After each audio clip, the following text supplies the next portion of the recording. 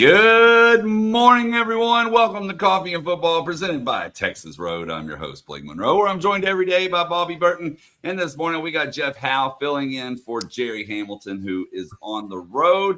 But tell us where you're checking in from this morning, what you're drinking, get those questions in. We're going to get to those here in a little bit. We're also going to have a pair of special guests join us today. Johnathan Gray, former Texas running back, here in just a few minutes, along with former Texas linebacker Lance Taylor will be joining. Reason why, both of those guys wearing number 32. We are 32 days away from kickoff. So we'll talk to both of them. Like I said, we'll take y'all's questions. But guys, more importantly than anything, we are less than about 24 hours away from practice starting. So I want to know, to both of y'all and the chat, what are we really focusing in on as we just start counting down these hours?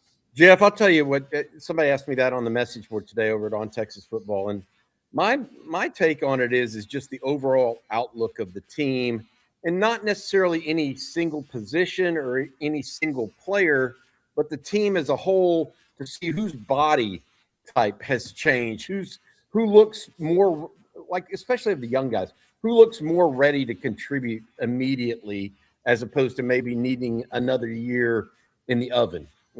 That's really what I look for in day one, is to see the body changes of guys. I'll never forget a guy like Barron Sorrell went from a guy as a freshman that got some playing time, but then his body started looking better and better each time we saw him. And now he's with the Green Bay Packers. I think that's kind of what I look for in that first practice. Obviously, you're going to see a lot of one-on-ones with the quarterbacks and the wide receivers. That'll be fun. Combo blocking from the offensive line. It is a no pads practice, or at least shells at the most, which will limit some of what we're able to determine. But I really just look to see how the team as a whole and the individual players have redefined their body. Is it okay that I get nervous before the first Texas camp practice? Hey, look, I'll be honest, man. One of my middle school coaches, Coach Powell, is in the chat right now. When I posted yesterday, shout out to all the high school football players that lost their cookies during the conditioning test. That wasn't a bit. That's like PTSD. I really feel for the guys. Better y'all than me having to do that conditioning test. But I don't know, Bobby. I just get a little nervous because you're always worried about injuries in camp, because that's one. If there's anything that's going to derail what this team can do, it's that, and that's one thing nobody plans for. So you always worry about that. But I think it's you don't want to see, because we've seen the opposite too, Bobby. You don't want to show up and be like, man, what did you guys do all summer? Like, what were you guys up to? We've seen that where there's some Texas teams where you expected one thing, and in the reverse, like, oh man, I don't know about this team. But one thing that I like judging on first day, team speed, because I think you can feel that. And this may be the fastest team Sark has had. We talk about the depth and we talk about all the other attributes this team has. It's maybe the fastest team top to bottom that he's had. That's one thing I like looking for in these early camp practices, is the speed and overall athleticism of this team.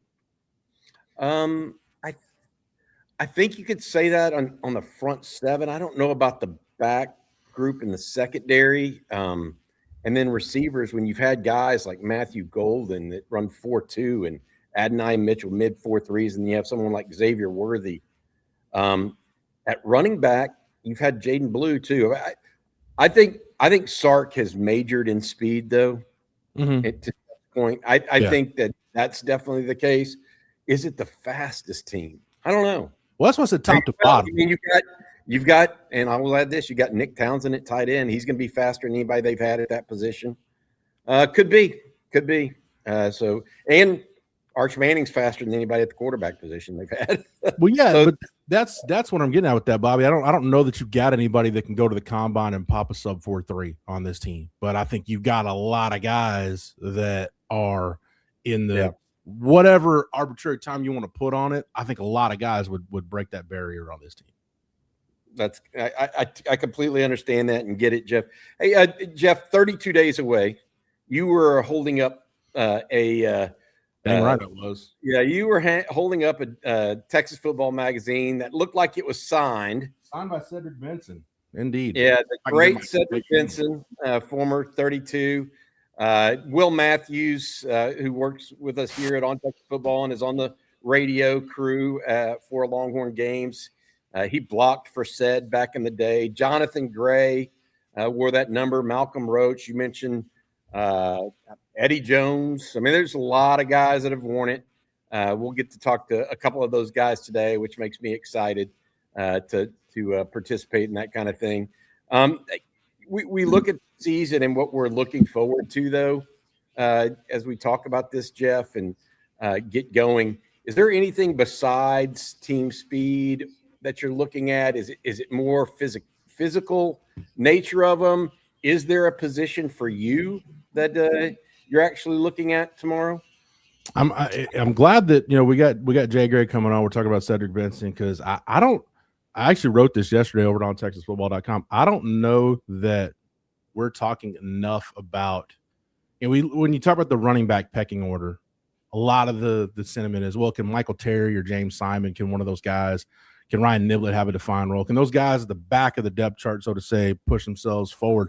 I don't think we're talking about enough about – I don't think that gap between Derek Cooper and where Raleek Brown and Hollywood Smothers are, I don't think it's that significant at all. And as a matter of fact, I'm of the opinion, I think there's a real chance. I don't know if we'll get there by the end of camp, but I think there's a real chance at some point this year we're going to look up and Derek Cooper's going to be on the same level with those two guys.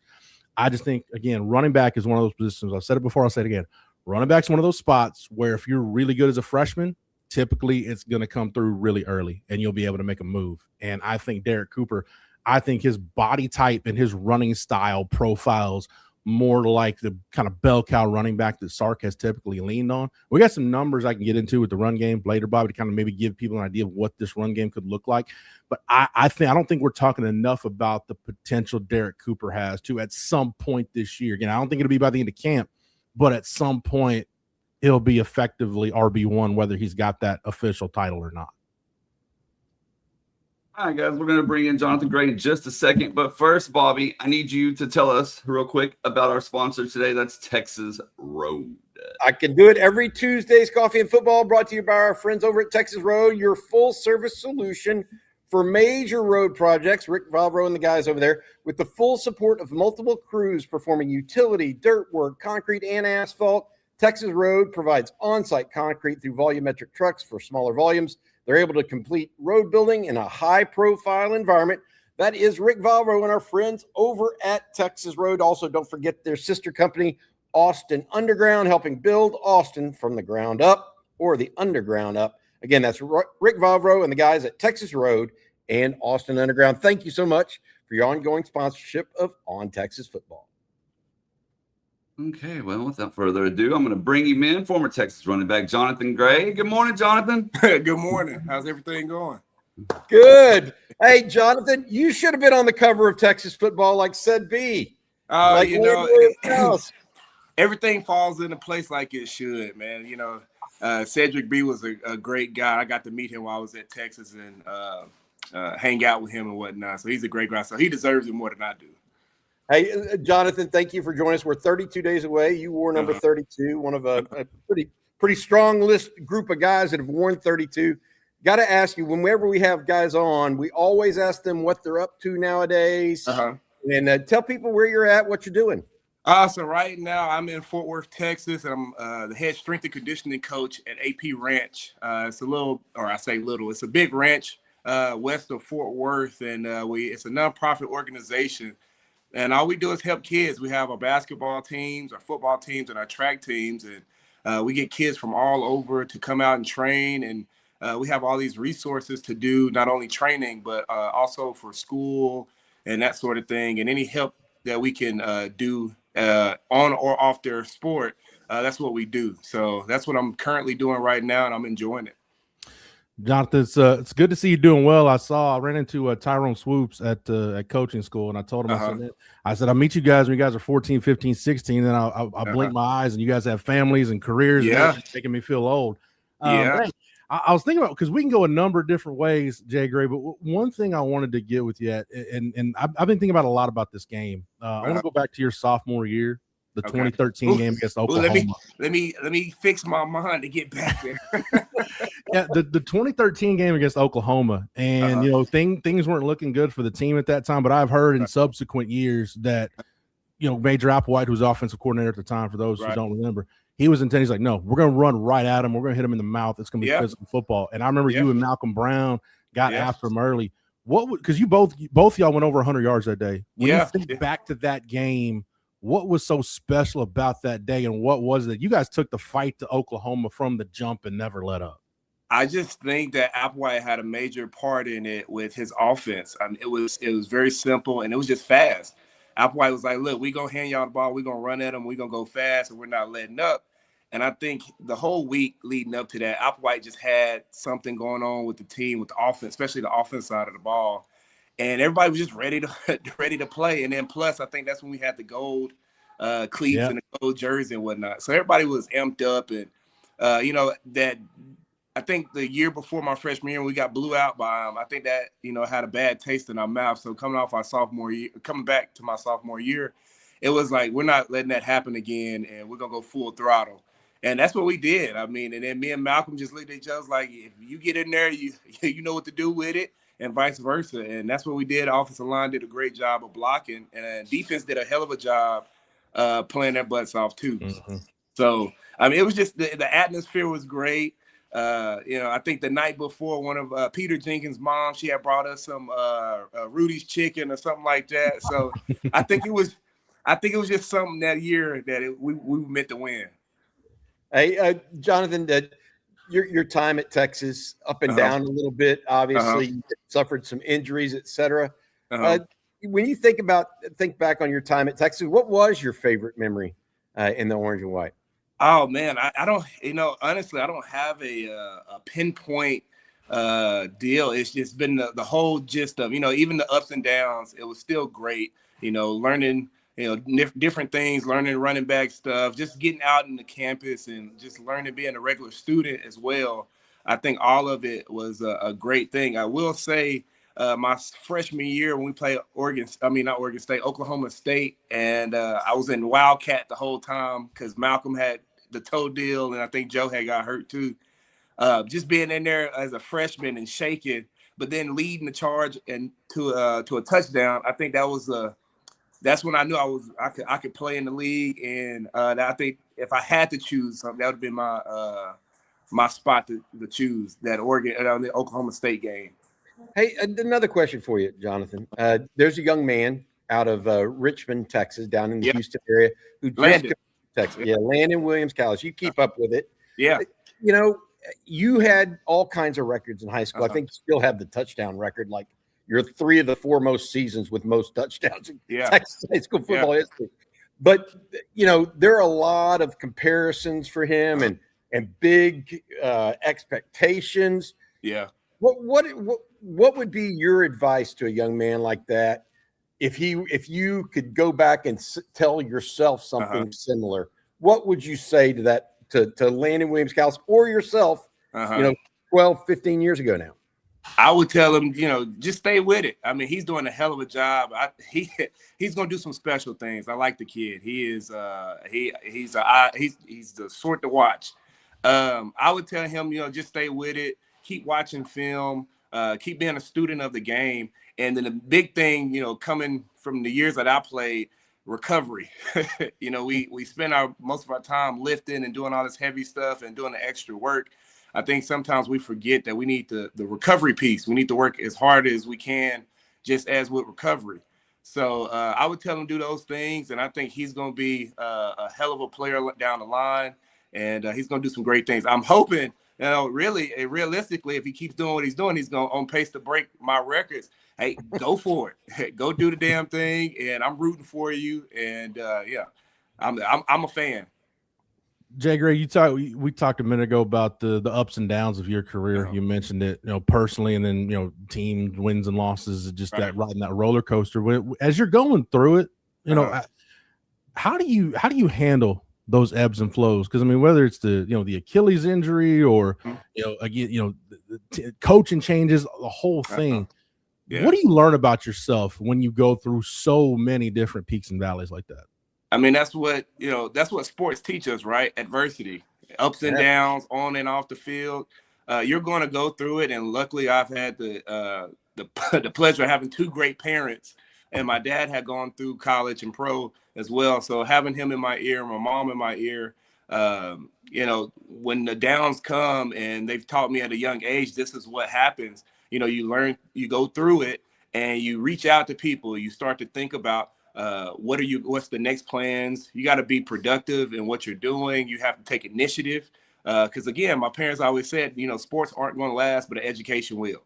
Mm-hmm. So that always stuck with my mind. So the biggest thing for me was always, I'm at the University of Texas.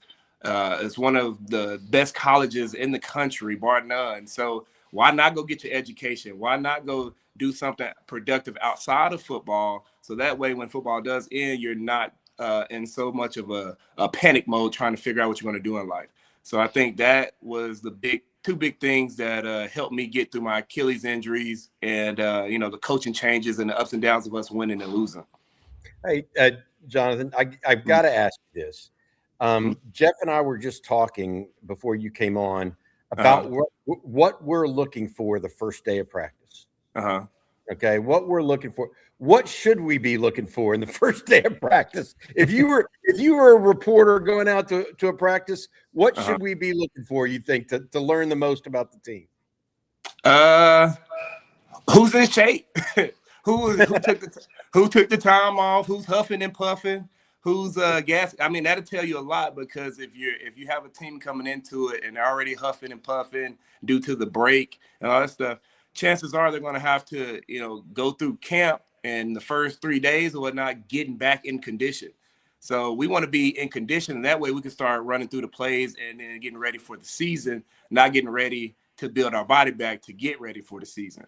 So I think as a reporter, that'd be the first thing I'd be looking at is who's huffing and puffing, because, that's going to take some time from a player trying to get better as football-wise. Good stuff. The other question I would ask you watch Texas, obviously. How you like Sark's offense? You like what he's doing in Austin? Oh my goodness, I love it. It's an offense I'm similar to is what we were doing when Applewhite was there. It's a little bit, I guess, in a way more mastered, as you will. But I love the offense. It's very creative. It's opening. It gets your athletes in space. So I think he does a hell of a job doing it. So yeah, I'm in awe with the offense, and it's great that he can get the players that he needs in that offense. So I think they're going to do a hell of a thing this year, and I hope we've been knocking on the door. Hopefully we end up busting through the door and get a national championship. Jay Gray, you're kind of the perfect person to ask this, because one of the big offseason topics we talk about are rivalries, and you didn't get to be a part of the A&M game, but it's back. Right. I would imagine in the Gray family, that's one of the families in Texas that wants Texas and Texas Tech to line up and play each other every year. Oh yeah, for sure. It's always good. I like the banner back and forth. Especially me and my dad go back and forth. Matter of fact, me and my family just had my daughter's third birthday party Saturday. And some people was like, "Oh, your dad's at Texas Tech," and I was like, "Yeah, we go back and forth, so don't bring that up in here unless you want to get kicked out." But yes, we definitely need to bring that rivalry back too. I think Texas Tech is a hell of a team. They've been doing their thing, so it'd be great to see a non-conference game and them going back and forth with each other. Did your dad keep into that burnt orange that he had when you were at Texas, or once you were done? As soon as I was done, I got a box at the door. Yeah, a box at the door. Here, take your stuff back. I don't need it anymore. Yeah. I love it. All right, I'll support you from afar. Johnathan, we appreciate your time so much. Thank you for coming on this morning and spending some time with us. And good luck out in Fort Worth, doing what you're doing, raising a family. And look, I got to say this. How are you in your 30s yet at this time? I'm 33. Okay. I wish I looked that good at 33. I don't. I tell you what, it's the kids. The track kids, they always try me because they think I'm old. And they don't think that I ran track back in the day, that I used to be fast. So I'm always out there trying to bust their butts. And I had to, you got to show the young bucks. Thanks, buddy. Hook 'em horns, man. Thank you, Hook 'em. Thank you, Johnathan. Good stuff. Awesome. He's got to show the young bucks. I love it. I wish I looked that good at 30 plus. Yeah, after my first kid. Yeah. Don't we all? Hey, on a serious note, though, Bobby, like you think about Johnathan Gray's time at Texas, covers 2012 to 2015, so not a prosperous time on the field. But you talk about a guy that gave everything he had to the University of Texas, was a good leader while he was there. Just hey, with the injuries and everything, it didn't work out, I think, like he wanted it to, but it's good to see him doing well. It's good to see him giving back and doing well in life. Yeah, it really is. It really is. All right, guys. Well, that was one of our special guests. We got another one coming on here in just a little bit. But first, Bobby, I'm going to go ahead and let you tell everyone this morning about our friends at Mint Mobile. Remember the summers when we were kids? Summer meant freedom. No homework, no teachers, no school. And as adults, summer still means freedom thanks to Mint Mobile Summer Sale. Right now, all of Mint's plans are $15 per month, even unlimited. So free yourself from big wireless and their gimmicks and gotchas and switch to Mint Mobile for high-speed data and coverage on the T-Mobile 5G network. It is the nation's largest 5G network, and all plans come with high-speed data and unlimited talk and text. Mint Mobile took what's wrong with wireless and made it right with premium wireless for just $5 a month. Choose from a 3, 6, or 12-month plan and so say goodbye to a monthly bill. You can even bring over your current phone and your current phone number. To get your new wireless plan for just $15 a month, go to mintmobile.com/ontexas. That's mintmobile.com/ontexas. Cut your wireless bill to $15 a month at mintmobile.com/ontexas. That's it. There's no catch. Upfront payment of $45 for 3 months, $90 for 6, or $180 for 12. The plan is required for a $15 per month equivalent, taxes and fees extra. Initial plan term only. Greater than 50 gigabytes may slow only when network is busy. Includes up to 20 gigabyte hotspot. Capable device required. Availability, speed, and coverage varies. See mintmobile.com for more details. mintmobile.com/ontexas. And I'm going to tell everyone real quick about our friends over at Prize Picks, because we're always looking for ways to make watching games a little more fun. And that's exactly why we love Prize Picks. It's America's #1 sports pick app. And honestly, it's about as simple as it gets. For player picks, all you do is choose more or less on a few player stats, and then you lock in your lineup. But if you're someone that likes picking teams instead of individual players, they got you covered there as well. You can now pick the winner, the spread, or the total games and even fights. And Prize Picks is available in most states, including Texas, California, and Florida. So chances are you can jump in today. And of course, one of my favorite features is that you can follow users on the app. I said it yesterday. Me and producer Matt, we use this all the time to follow each other's picks. You can tell them with one click, follow your friends' picks, whatever it may be. And the best part is, if you've never tried Prize Picks before, play your first $5 lineup. If you win, you're going to get $150 in bonus lineups. Just make sure to use code HMA when you sign up. They actually just updated this offer, so there's never been a better time to get started. And what we are rolling with today, fellas, we're going to go across 2 different sports. In the WNBA, I got Kayla Thornton, less than 8.5 points. And then I'm also taking Ryan Weathers in some MLB action to have less than 5.5 strikeouts. And again, just download the Prize Picks app, use code HMA, play that first $5 lineup, and if you win, you're going to get $150 in bonus lineups. That's Prize Picks, code HMA. Good luck to you, and as always, play smart, play responsibly, play Prize Picks. Woo! We should be getting ready to have Lance Taylor join us, I believe. He's joining us. Is he ready yet, Blake? It looks like we got a blank screen on the back. But yeah, I thought he was. I saw the video for a second, and then it went away. So we'll give him a second. And hopefully he'll get that worked out here. There we go. There he is. I'm going to bring him in, Bobby. I'm going to let you do the introduction. Yeah, absolutely. The leading tackler of the 1977 Texas Longhorns is Lance Taylor. Lance, a linebacker from El Paso, Coronado, still the pride of El Paso, even though he lives in Tulsa, Oklahoma these days, helps the Texas Exes chapter up in Tulsa. How you doing, Lance? I'm doing great. How are you doing, Bobby? Good, man. Good to see you again. Good to see you. Lance, I gotta ask you. 1977 was a hell of a year for the Longhorns. National championship aspirations. Went into that game against A&M. You got injured and then didn't play in the Notre Dame game, but you led the Longhorns in tackles that year. Lance, you see any similarities between y'all's run at Texas in '77 to this current Texas team? Yeah, I think so. We had Earl Campbell they had just moved Earl Campbell to the I formation.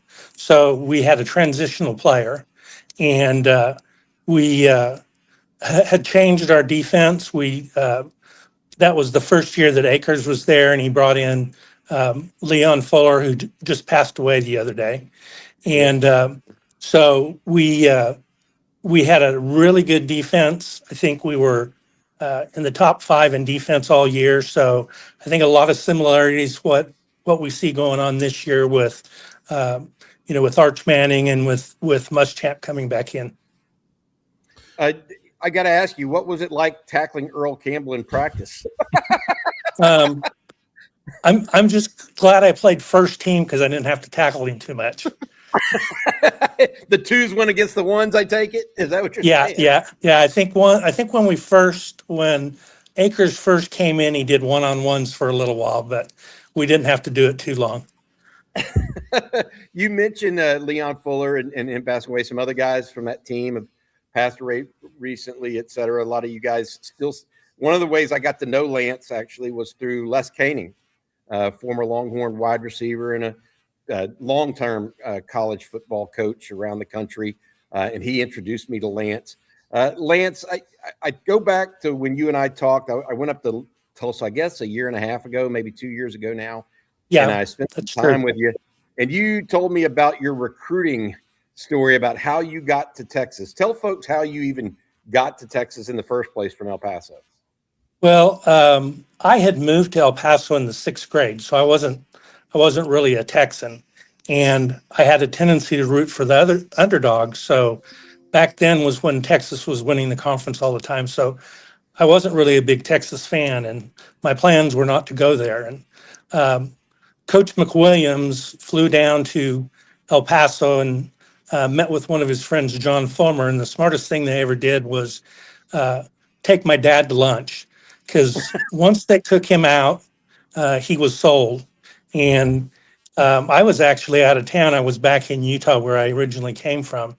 And my dad called and said, there's this guy from Texas going to call you. And I said, tell him I'm not interested. I don't want to go to Texas. He goes, no, you need to give him a chance. And I said, okay. So Coach McWilliams called me and we were on the phone for probably over an hour. And by the time I got off the phone, I was going to Texas. So it didn't take him very long to change my mind. I love it. So tell people, we always do this whenever people come in. Tell folks what you've been up to since you left college and et cetera, and where you're living now, obviously in the Tulsa area. What are you doing these days? So I'm working in sales. I originally came here. There was a professor at the University of Texas where I really liked his class, and he was on the board of directors of a company here. And so I originally came up with that company and stayed there for about 20 years. And so got married, had 2 kids. Since then, I've remarried and have another son through the marriage. So I've been here in Tulsa, I think, longer than I've been anywhere, but it is enemy territory. But fortunately, these days, we've been getting the best of them, so it makes it a little more easy to live with. You mentioned enemy territory. Tulsa's historically one of those places, Lance, that doesn't just go for OU. They also have got people that like Arkansas, a lot of Oklahoma State fans. It may be the garden spot of Oklahoma in that regard. It's not all Sooners, although it is predominantly, right? Yeah, there are a lot of OSU fans, and fortunately, most of the OSU fans and Arkansas fans have a tendency to although Arkansas is a little tougher because of our rivalry, but they do have a tendency to pal up with me when it comes to the OU game. Hey, Lance, I want to go back to that 77 season because it was, if you look at it, we look at it now, it was supposed to kind of be a transition year. Like you said, Coach Royals last year was 76. You're coming in with Fred Akers taking over the program.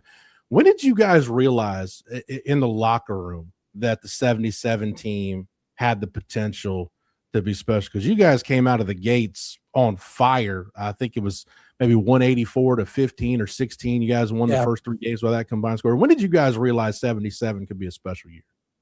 I think we knew we were for real when we beat OU. We hadn't beaten OU in 6 years. We had 5 losses and a tie. And it was a really good OU team. They could have won the national championship just as easy as we could have won it. And our defense played great. We got some incredible punts out of Russell Erkslavin that kept us in the game and flipped the field a couple of times. So when we won that game, it was sort of like coming home from a World Series. We had people lining the streets and people meeting us at the airport. It was a pretty big deal for us to win that game. Lance, I love it and appreciate it. You want to say hi to any of your teammates out there right now? Anybody you want to say hi to? No, because I've got so many of them. I know that the older we get, I think the better we are communicating. So we've got a email list where we send stuff to everybody all the time.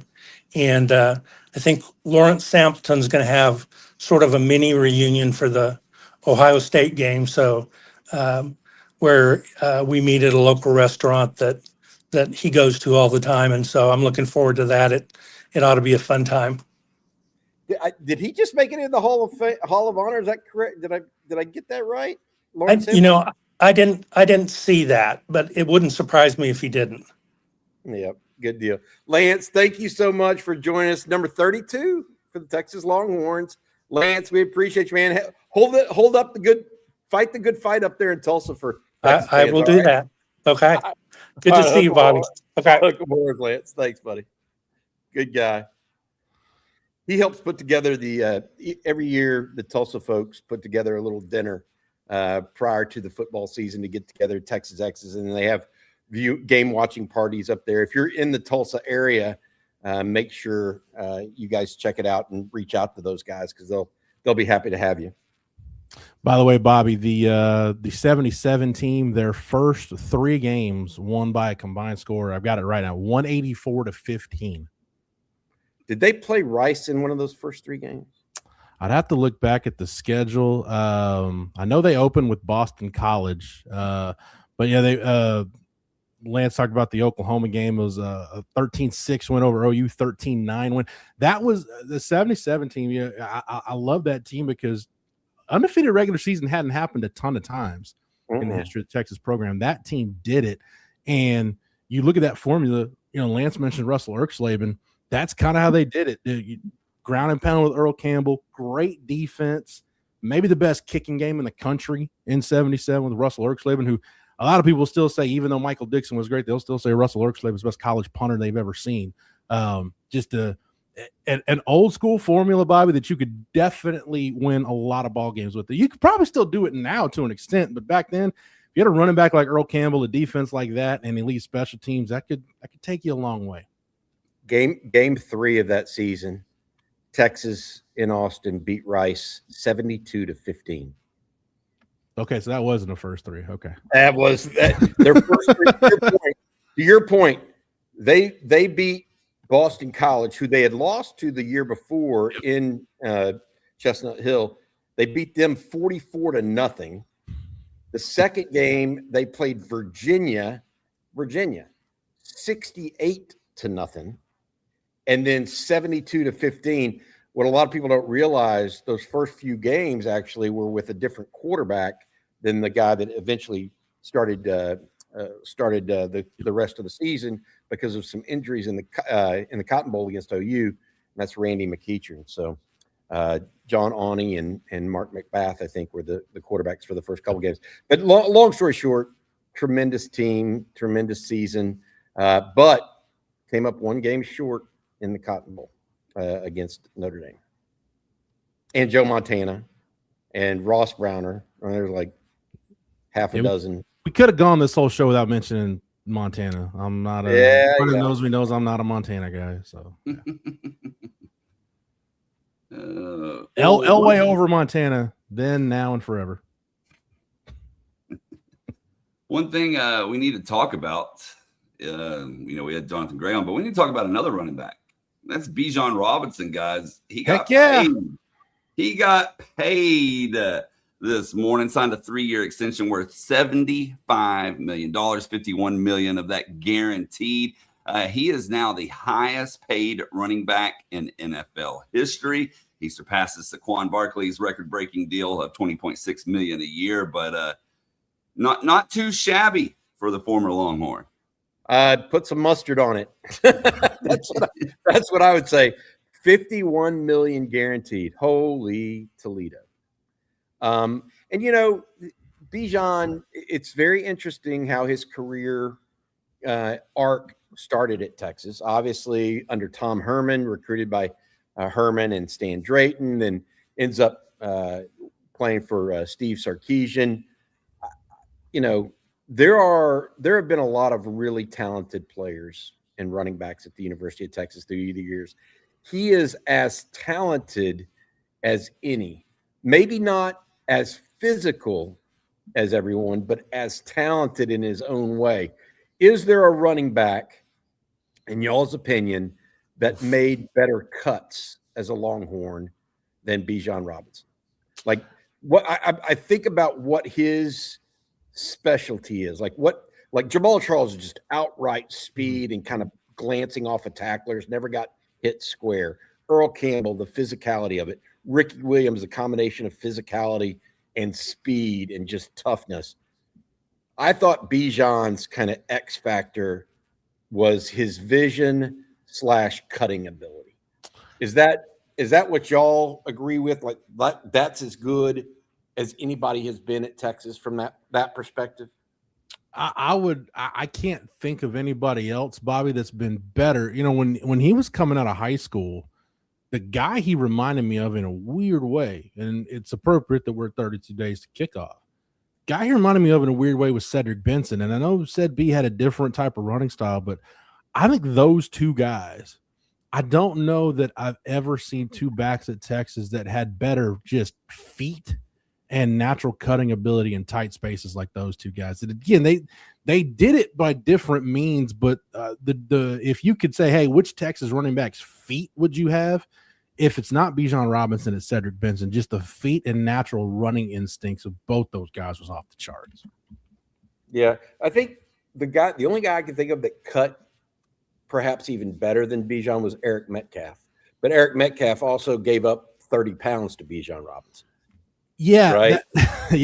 That's the thing, Bobby. Like you look at Bijan's skill set, that's exactly what he is. He's Eric Metcalf, but he's 20, 25 pounds heavier. Yeah, crazy. But I think that was the X factor. But now he's got an X and a Y factor called a bank account.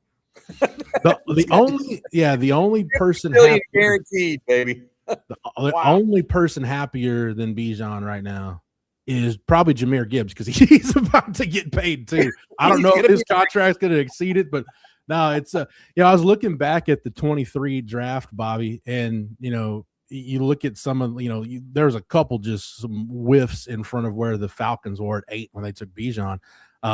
Taking Anthony Richardson again. Everybody messes up quarterback. They still do. I didn't get it then. Still don't get it.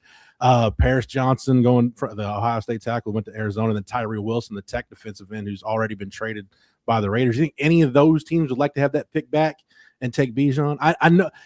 I know there's that kind of that blanket rule people talk about. You don't take a running back that high. Well, you do if it's of one of two things. If you're a team that just had a bad year and you really believe you're one special piece away, you take a running back, or that guy is just such a special talent, like a Bijan Robinson, a Saquon Barkley. You can take those guys high in the draft because what you're going to get the very best of them.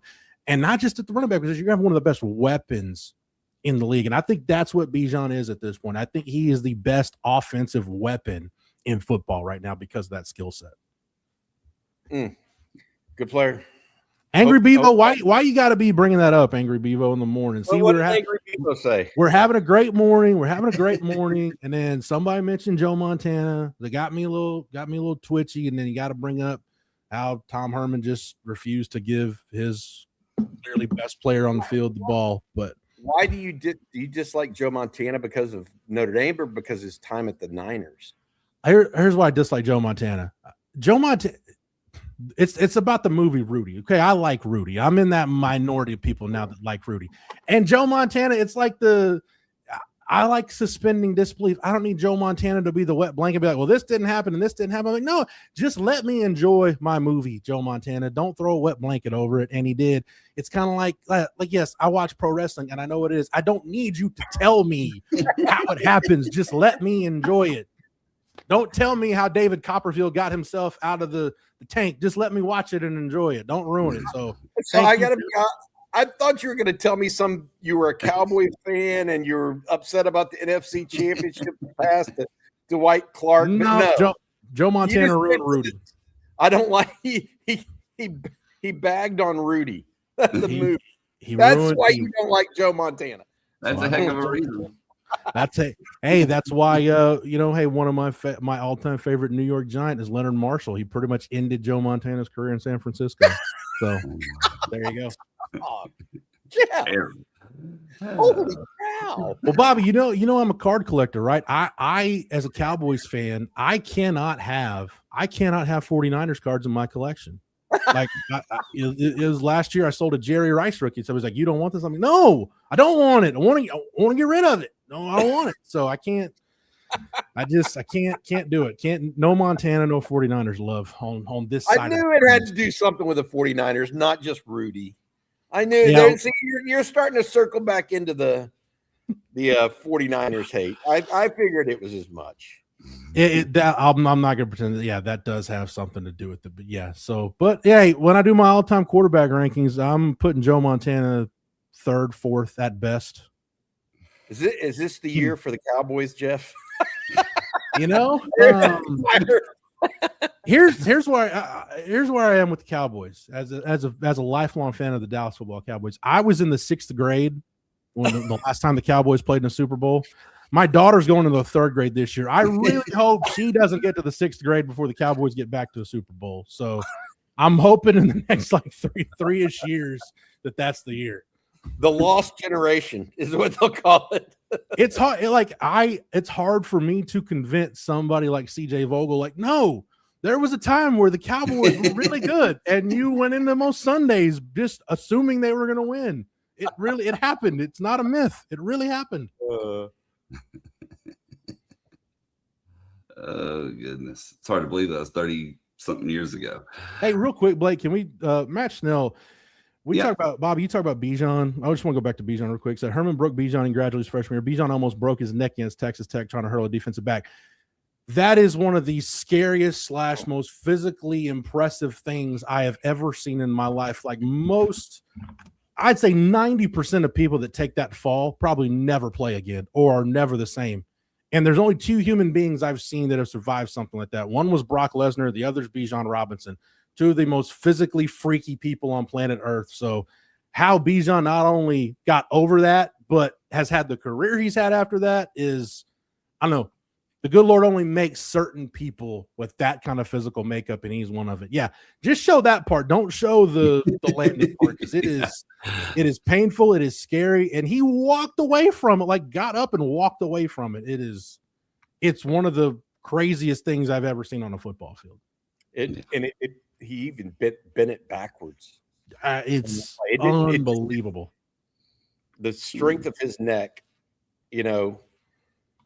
I'm glad he had done some weightlifting. I'll put it that way, and done some real, because otherwise there's no chance of that. Brock Lesnar, though, I'm learning all kinds of things about Jeff Howe here.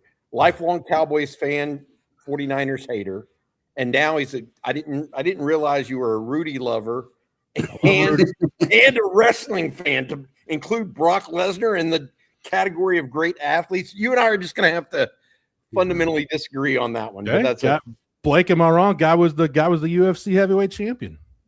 He was a heck of an athlete. Yeah. He was NCAA champion. He can go up the heavyweight top rope. I mean, because he could. I mean, you've got to be kidding me. The USD stuff proves. I'm sorry. I gotta side with. If we were just talking straight wrestling, I'd side with Bobby. But the UFC stuff, that's a good card to play, Jeff. I'll give you junior that. college national champion, NCAA heavyweight champion, UFC champion. Whether it's all been done naturally is another topic for another day. Everybody does it. It's okay. Everybody does. Wait a minute.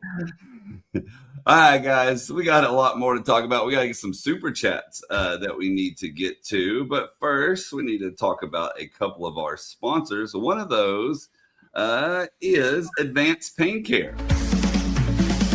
Pros know the pain stops here. Physical therapy helps me as an athlete then and now. And do I still need therapy? Yes. And Advanced Pain Care helps with that. Injuries will stack up. They'll add up. You can't let those injuries get you down, and Advanced Pain Care has been very helpful for me. We can help with whatever's got you down, from nerve damage to our spinal cord stimulator. Pain is inevitable. Suffering is optional. Same-day appointments available. Advanced Pain Care. The pain stops here.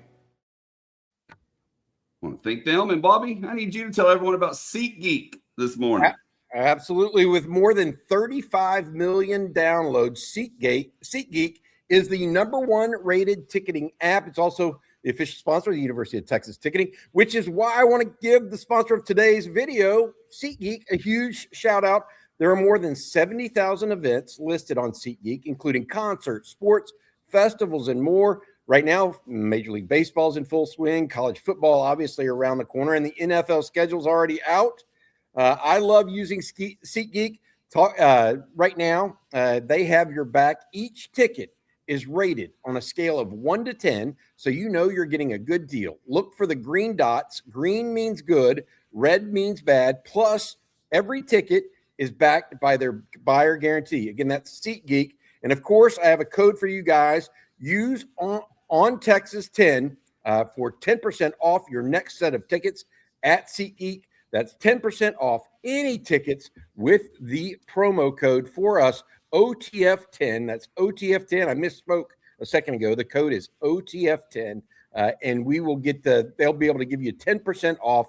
Make sure you click the link in the description to download the app and have the code automatically added to your account so you can use it later. Thank you from our friends over at SeatGeek.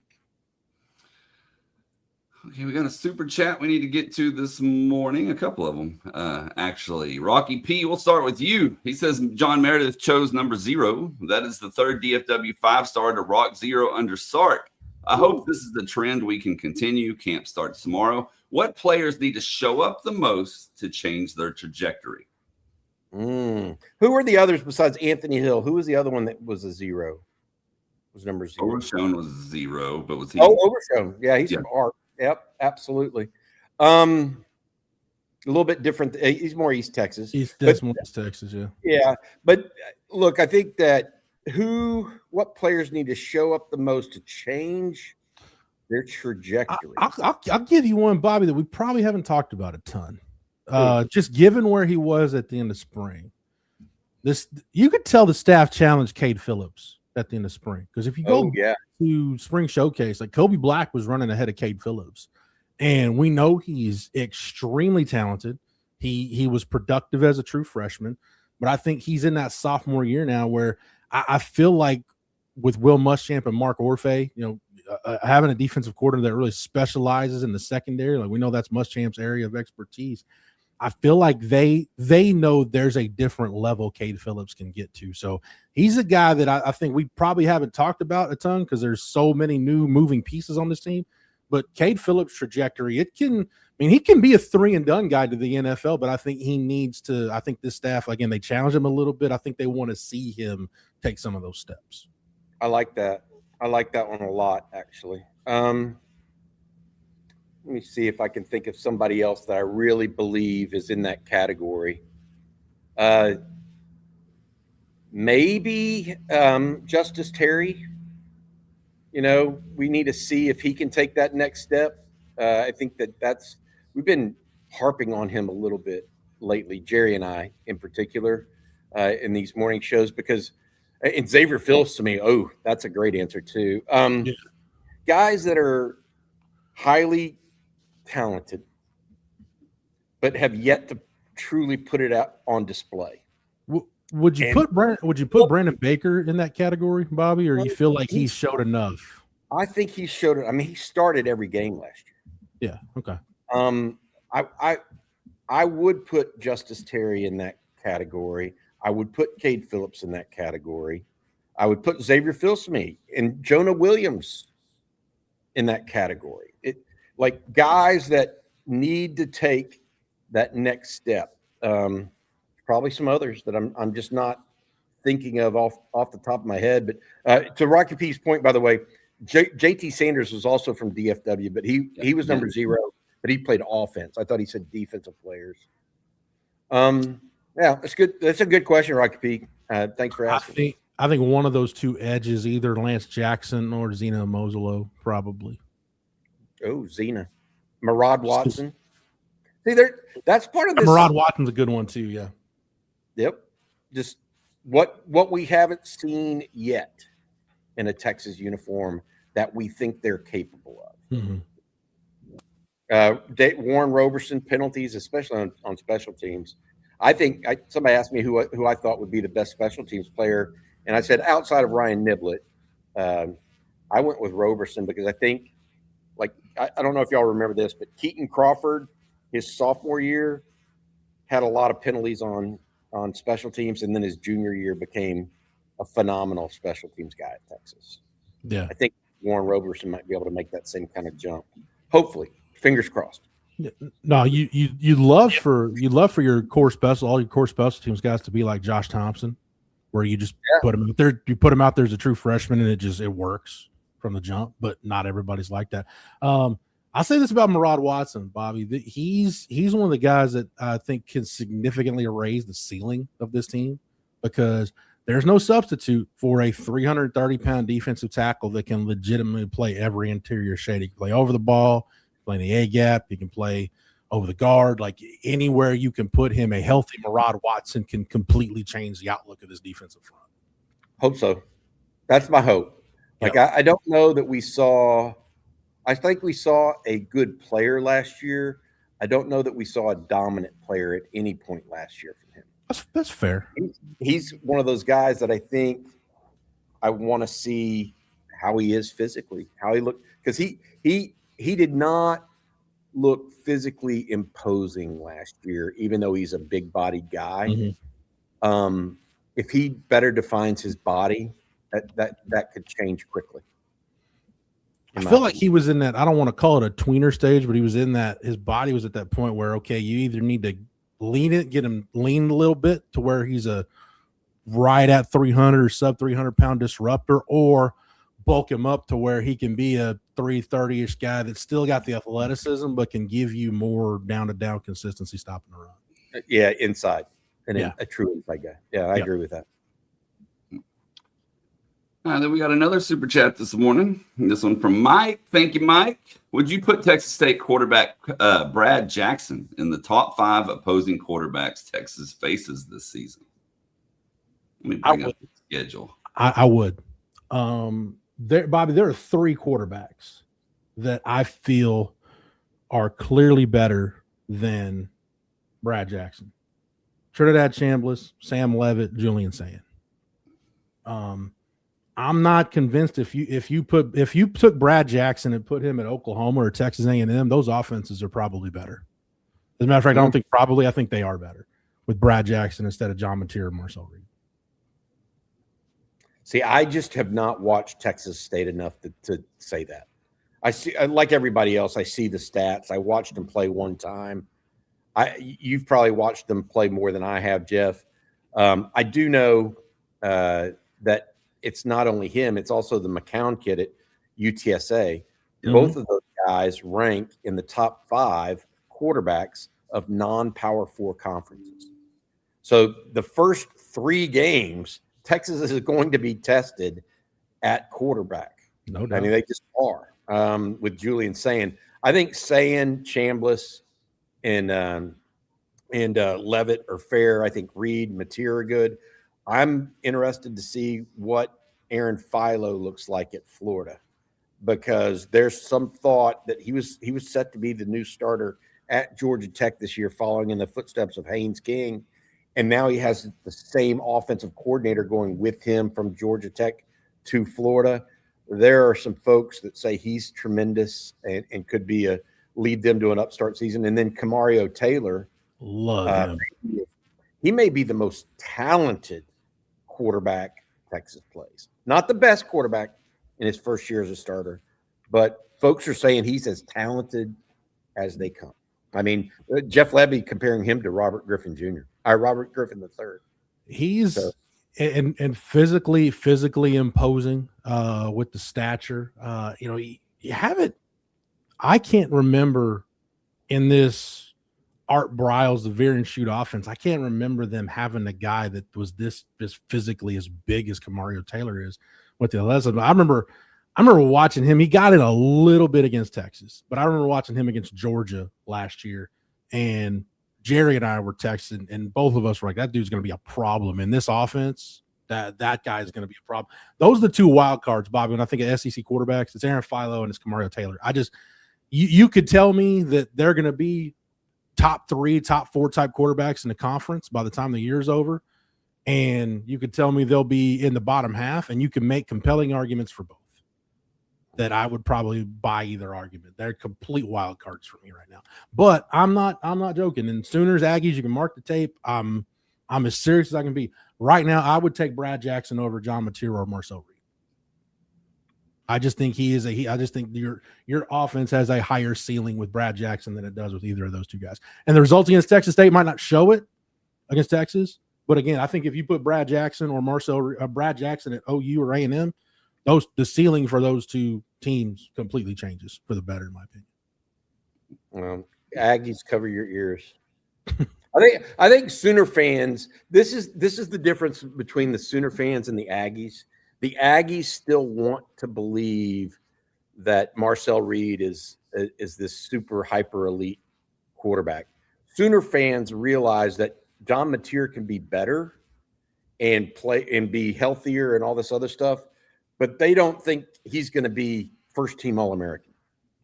Yeah, I think that's the difference between the expectation levels of those two fan bases. I think too many Aggies still harbor this idea that Marcel Reed is due for a Trinidad Chambliss type year, and I don't know that that's the case. I don't think that. With Mateer, to your point, Bobby, I've thought all along it would be an insult to call him a poor man Sam Ehlinger, but his play style is real similar to Sam's. The difference is I don't know. Like Sam's a 3,200 yard passer at Texas and was really good throwing the football.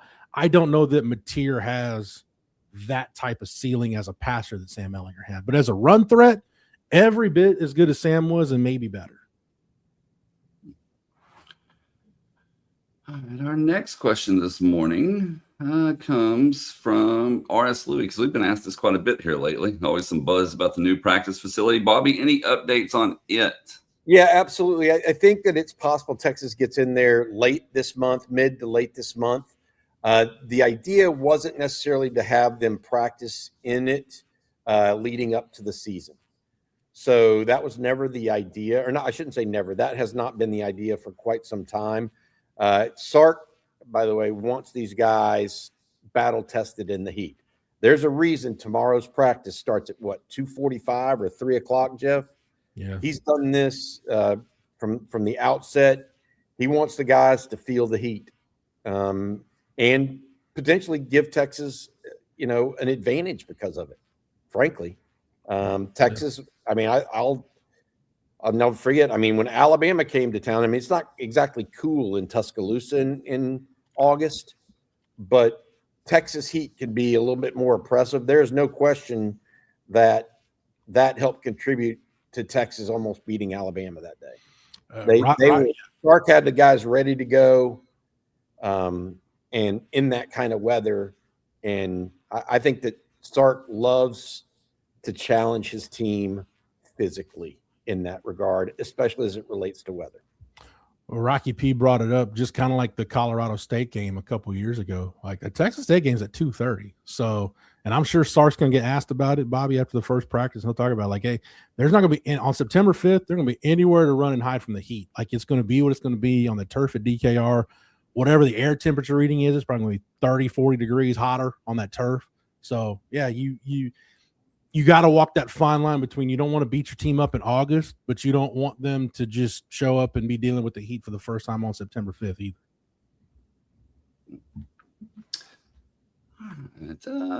I tell you what, a lot of questions about special teams this morning. We're going to get to those in just a moment. But first, Bobby, I'm going to let you tell everyone one more time about Texas Road. I can do it. Thank you to our friends over at Texas Road. They are your full-service solution for major road projects in the state of Texas. With the full support of multiple crews performing utility, dirt work, concrete, and asphalt, Texas Road provides on-site concrete through volumetric trucks. For smaller volumes, they're able to complete high road building in a high-profile environment. That's our friend Rick Vavro and the guys at Texas Road. Thank you, as always, for sponsoring our Tuesday morning coffee and football. Again, Texas Road, Rick Vavro and his team, they are your full-service solution for major road projects. Thank you, Bobby. And I'm going to roll these two together here. Pana Productions says special teams update, but Jack Burton also wants to know, anyone concerned about this freshman kicker? Where are we at as far as kickers right now? And I think Jack may be forgetting about the portal kicker, Spedick. Yeah, Gianni Spedick is the leader right now in the clubhouse as far as the kicking chores are concerned. Although Spencer Barnett, I think, has been running second. Is that correct, Jeff? Yeah, and Barnett should be the kickoff guy also, I would think. He was last year anyway. Gotcha. And so you add that in. Spedick, I think he hit 75% last year, if I'm not mistaken, just off the top of my head. But he also has a big leg, so he's able to hit 50 plus. The question that we've identified, and I think that is fair as it relates to kicker, is how accurate will he be on the field goals that you just expect him to make? Mason Shipley didn't miss one between 30 and 49 yards last year. That's amazing accuracy. Every bit what they needed him to be. Exactly. Yeah, exactly. So if Texas can get 85% out of Gianni Spedick in that range, I think they would take it and go home. That's how good Mason Shipley was a year ago. So, and he is a transfer from Memphis, just so you know, and that's where that's at. By the way, I want to go ahead, Jeff. No, I was just gonna say I'm less concerned about a battle for the place kicking job. I think that's Spedick. I think the battle could be where Jake Collette could factor in. Is there a battle between he and Spencer Barnett to be the kickoff guy? Because that's another thing about your place kicker, and Jeff Banks has said this, and I agree with it. You just don't want to wear your place kicker out, having him be the kickoff guy. If you've got a guy that can do it, you'd like for them to handle it. So that's where Jake Collette could factor in for this team is as the kickoff guy. I wouldn't expect, barring an injury, I wouldn't expect it to be kicking field goals or PATs. As long as he can make it from the right hash, Tedapari says. Oh, that is still very raw in Texas fans' memory, 2024. Especially for our own Jerry Hamilton. I was going to say that Jerry's got right hash. Jerry's got right hash PTSD. He does. He can't stop Josie says, speaking of special teams, is Blake Gideon going to help out again there? I have not heard that, Josie. It's possible. Oftentimes, like Jeff Banks is truly the special teams coach, but the DB coaches often take part in that, especially the gunner part of that situation. So we'll see what happens during the first couple of practices, but I can't speak to that authoritatively yet. All right. At the beginning of the show, we mentioned that it is 32 days away from kickoff. So we got to look at 32s here. And guys, I think this one's kind of a no-brainer there. Cedric Benson is going to lead that bunch. Johnathan Gray, we had him on earlier. Malcolm Roach was another, significant 32 there. And then Lance Taylor, only deal with Lance Taylor, I couldn't find a picture to use on this graphic, so that's why he isn't on here. But we had 2 of these 4 on the show this morning, guys. But I mean, again, Benson is the guy. Well, come on now. Where's the love for Marcus Myers? Yeah, Blake. Yesterday about 32. Don't do that. I've been talking to Marcus all morning. Do not do that to me. Come on, Blake. Also, this obviously Cedric Benson. I had mentioned it earlier, talking to Will Matthews. I even was thinking about trying to get Will to come on with us. He offered to come on this morning to talk a little bit about Ced and the type of player he was. But I also want to say this. Who is the current number 32 on the roster? Yep. Brady Sarkeesian. Yeah, Brady Sarkeesian is the current number 32 on the roster, the coach's son. So there we go. He said Cedric Benson. I showed it this morning. I've got that sign. Dave Campbell's Texas Football was said to be on the cover from his Midland Lee days. One of my all-time favorite Longhorns. For a long time when I was in high school, I had the Austin American Statesman article when Cedric Benson committed to Texas. I had that tacked up on the corkboard in my bedroom in high school. Like I loved watching Cedric Benson in high school. Loved him in Texas. Here's an interesting tidbit, Bobby, I picked up a few years ago about Malcolm Roach and his recruitment at Texas. And that was Malcolm Roach is the kind of guy that you can find in Louisiana that might slip through the cracks because physically he didn't fit the profile of a guy that LSU wanted. And his recruitment was kind of weird because it seemed like he just kind of popped up and committed to Texas out of nowhere. And when I was doing the show with Craig Way in Austin, we had Malcolm on one time, and he said, "Oh no," he said, "I just didn't tell anybody." He's like, "I was committed to Texas for months." He said, "I just didn't tell anyone. I never put it out there." We're like, "Oh, so we thought like there was this battle for Malcolm Roach." Like, no, I just told Coach Strong I didn't want it out and just didn't commit till I was fully good and ready. But that was a really, really good evaluation. It's one of those deals, Bobby. They didn't really know what he was, but they just knew he was a really good defensive football player and a guy that's still in the league getting paid to play football. It goes to show also the lot of defensive players in the state of Louisiana get overlooked by LSU. Mm-hmm. Malcolm Roach from Baton Rouge is one of them. Barron Sorrell, defensive end. And I think about both of those guys, and both of them were undersized for what they would eventually be. Yeah. But athletic. I mean, I'll tell you who used to make real hay in Louisiana on players like that is Gary Patterson. Yeah, I knew you were going there. Yeah. I mean, he would find guys more so even in northern Louisiana. Mm-hmm. A lot of people don't remember Jamar Chase, the wide receiver, originally committed to TCU. And then he went to LSU, and he is who he is. But I thought that Gary Patterson did a great job identifying defensive players who weren't 6'4", 225 that LSU had to take, and were the blue chip of the bluest of the blue chips. You can still do that in the state of Louisiana, in my opinion. Here's a quick tidbit about the Jamar Chase thing, Bobby. You mentioned TCU. He was, if I remember right, I think it was the opening, whatever. He was at one of those summer showcases that was on the NFL Network, and he was going to commit live on the NFL Network at TCU. Well, they ran out of time and weren't able to get it on the broadcast, so he never went public with it, and then just kind of marinated on it, and then LSU eventually got it on. I just keep thinking about the 2019 LSU offense at Texas faced, and the fact that like Texas somehow was in it with a chance to win that game is remarkable. Chase and Jefferson and Joe Burrow and Clyde Edwards-Helaire. That was a stupidly talented offense LSU had. Malcolm Roach, great career, except for that one game when Todd Orlando tried to put him at middle linebacker. Other than that, Malcolm Roach had a great career at Texas, and that move was not his fault. I was going to say that wasn't his fault. That wasn't Malcolm Roach's proclivity. Yeah. Speaking of fault, Rocky P is blaming Jerry for the right half issues. Says he cursed Auburn playing him in paper football at Hole in the Wall. True story. He was never the same. Never the same after Jerry entered the picture. Yeah. So Jerry's the fault for his own downfall. I mean, Yes. A prisoner of his own excellence. That's right. Jerry So the Georgia game was a bad one for Bert Auburn, right? But do y'all remember the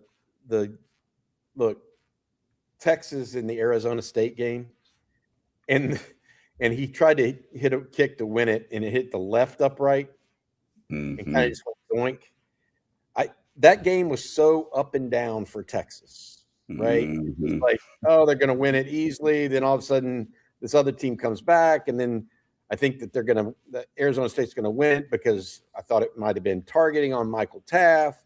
And then Texas gets the ball back and drives far enough to get a kickoff, and then doink. I was like, this game is too up and down for me. And then 4th and 13, and Quinn connects with Matthew Golden, and that was one of the more up and down games in Texas football history. And fever dream is the best way I'd describe that Peach Bowl, Bobby. Fever dream. Okay, that's fine. I mean, Texas went out heavy. Then Arizona State came roaring back, and then there was a back and forth right before in the final 2 minutes, and then that is one of the more challenging games to rewatch if you've ever done it, and I've done it, because you can see the slow burn of losing the lead in front of your eyes, and then the harriedness of the last 2 minutes. It's crazy. He'll never admit it, but I still think Kelvin Banks took a strategic false start to set up that 4th and 13. He knew Matthew Golden needed that extra 5 yards to make sure he got open for Quinn to deliver the ball. So Kelvin will never admit it, but I'll take up for the Outland Trophy winner on the false start. If nothing else, Bobby, it sounds great, right? Oh, goodness. All right, guys. That is going to do it for this episode of Coffee and Football presented by Texas Road. We want to thank Texas Road, along with Prize Picks, Mint Mobile, Advanced Pain Care for sponsoring today's show, and SeatGeek, of course. And shout out to Lance Taylor and Johnathan Gray for joining us. And Bobby, what do you have later today? Recruiting breakdown coming up. A lot of us are those that aren't already in Austin are headed this way for the first practice tomorrow. We'll get a chance to see the team for media will. And then also on Thursday, we'll get another opportunity. We'll speak to Sark post-practice tomorrow, and then a couple of players on Thursday as well. Look, guys, we're coming up on it. We also have a live stream tonight, and we'll have another show or two. Please join us right now, though, over at ontexasfootball.com. We're getting ready to blow out the coverage for this practice session and fall camp for the Longhorns. Right now, you can get it for $3 for 3 months. This is a limited time offer for new subscribers only. That's $3 for 3 months. Give us a try. Come over, hang out with us on the message boards, ask any questions you want, and talk with other like-minded Longhorn fans and visit. It's a fun time, and hope you guys take us up on this opportunity. That's right. Hey, Bobby, I'll add real quick, since it is Tuesday, we've got our OTF, Ask OTF Anything Tuesday thread going up. That thing is already 3 pages deep. So if you want to ask anybody on the OTF staff anything, you want to ask CJ about his love for John Mateer or Jerry about corn dogs, whatever you want, go ahead and hop in that thread and ask away. By the way, tomorrow, 31 days, so we'll be joined by former Texas defensive back Aaron Ross. He'll be coming in for Coffee and Football, so we'll be looking forward to that. And that's a great time. He may be the former Texas Longhorn, but he is always the Thorpe Award winner. That's right. 2-time Super Bowl champ, national champ. We could give him a heck of an intro, no doubt about it. But that will be tomorrow. So don't forget to hit that like and subscribe button, ring the bell so you're notified anytime we go live. And that way you don't miss anything, like Aaron Ross joining us. And we'll be back same time same place tomorrow. So for Bobby Burton and Jerry Hamilton, Bobby Burton and Jeff Howe.